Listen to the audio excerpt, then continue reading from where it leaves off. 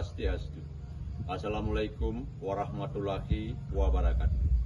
Salam, salam sejahtera, namo buddhaya. Puji syukur yang tiada henti kita panjatkan kepada Ida Sang Hyang Widi Wasa atau Tuhan Yang Maha Esa. Karena atas pancaran atau sinar suci beliau, sehingga pada kesempatan ini saya membawakan wacana Dharma dengan tema makna dan pentingnya air dalam kehidupan. Bapak Ibu pemirsa yang saya hormati, secara fisik air adalah sumber kehidupan. Tidak ada satu pun makhluk hidup di bumi ini, baik manusia, hewan maupun tumbuh-tumbuhan, yang dapat bertahan hidup tanpa air.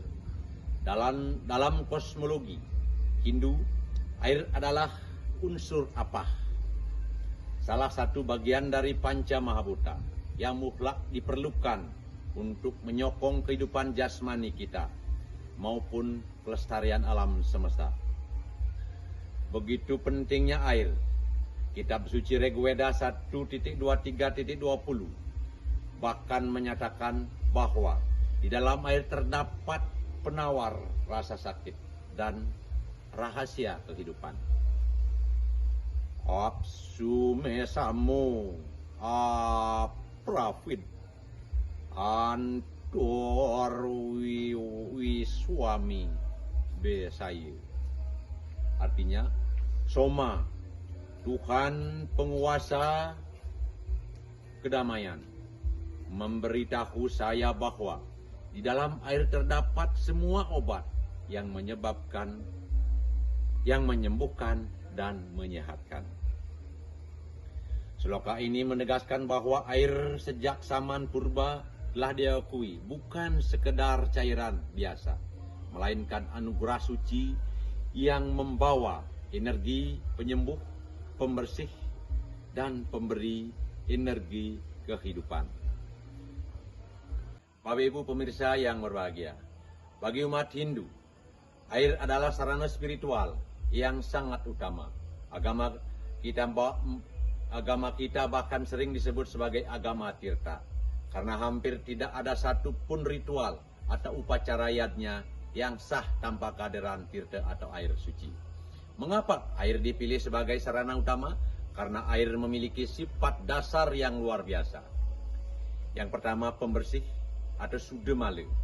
Air melarutkan kotoran fisik, dan secara spiritual tirta membersihkan kotoran rohani atau klese, serta menetralkan energi negatif atau male. Yang kedua, fleksibel dan menyejukkan.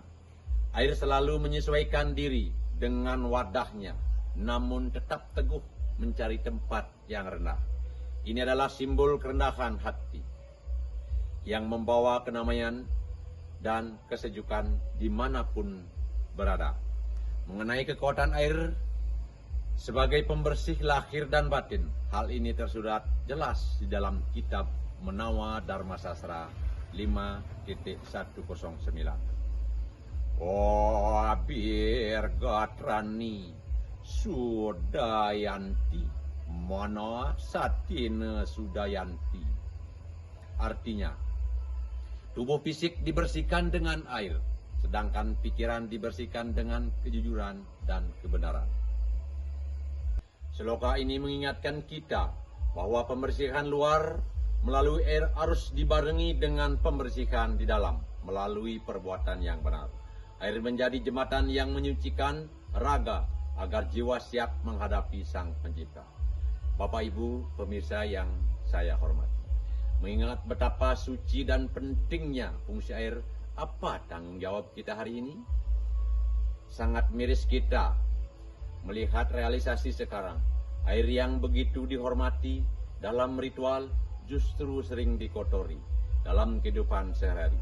Sungai-sungai dipenuhi plastik, sumber mata air dicemari, limbah, dan hutan-hutan sebagai penyimpan air dibabat habis.